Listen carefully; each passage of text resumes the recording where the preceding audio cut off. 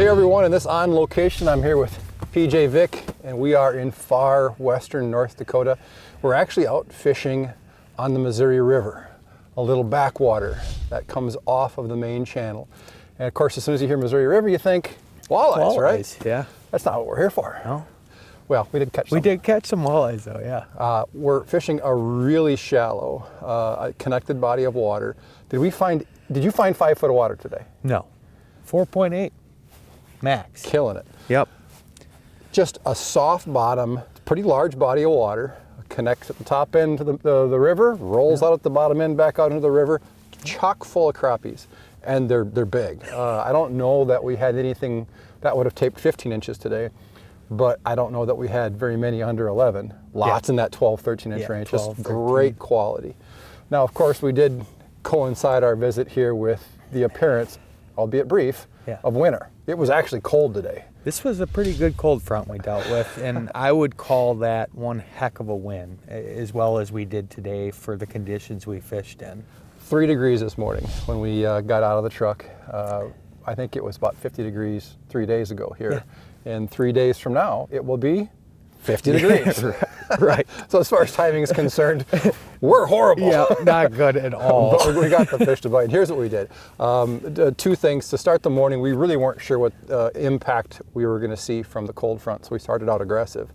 And you got rolling right away on ripping wraps. Yeah, it definitely worked. When I seen you starting to outfish me, it's pretty much the only reason I switched over to the tumbler. And I mean, we stuck with the tumbler at the end for the rest of the day, and it worked out great for us. Yeah, well, what happened this morning, you had that rip and wrap bite going for a little bit, and then the clouds rolled out, it got clear, and I mean, you couldn't hear it, but you could feel it. Oh yeah. The fish just changed moods. They did. So if you're not familiar with the tumbler spoon, in a panfish size, it's 1/12 of an ounce, made by VMC. They offer a bunch of different glow UV colors, and that's pretty important here because the water clarity here looks like prune juice cut with water. Yeah, it is dirty. Bad. Very dirty. So bright, glowy UV colors.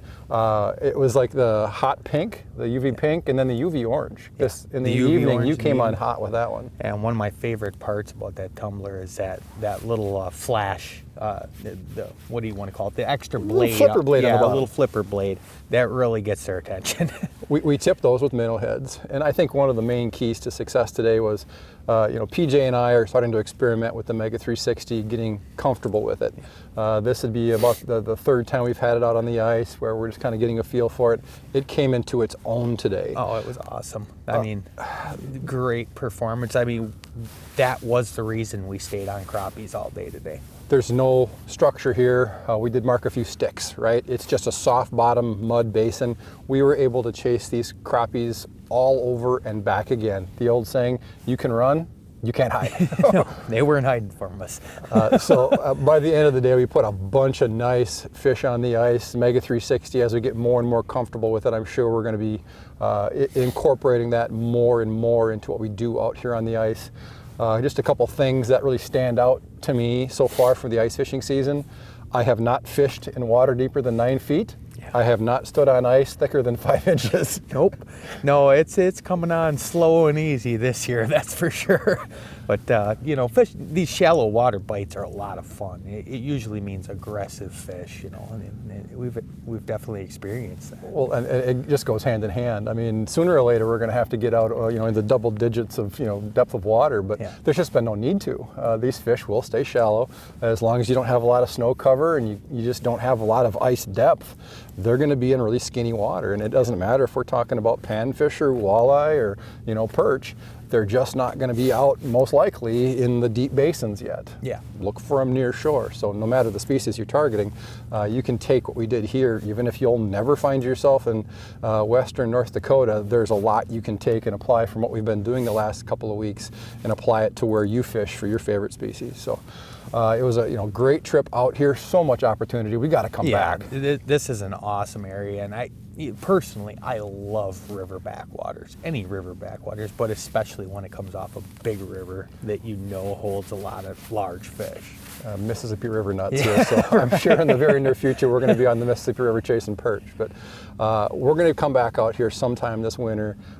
If it's not late ice to target the pike, certainly midwinter to get on some of the walleyes. I mean, the Missouri River in the last couple of years has really kind of popped up as one of the producers of some of the biggest walleyes that are being caught, certainly in the Midwest, but even across the country, 14s, 15s, and I think some have even been scraping close to 16 pounds. Yeah.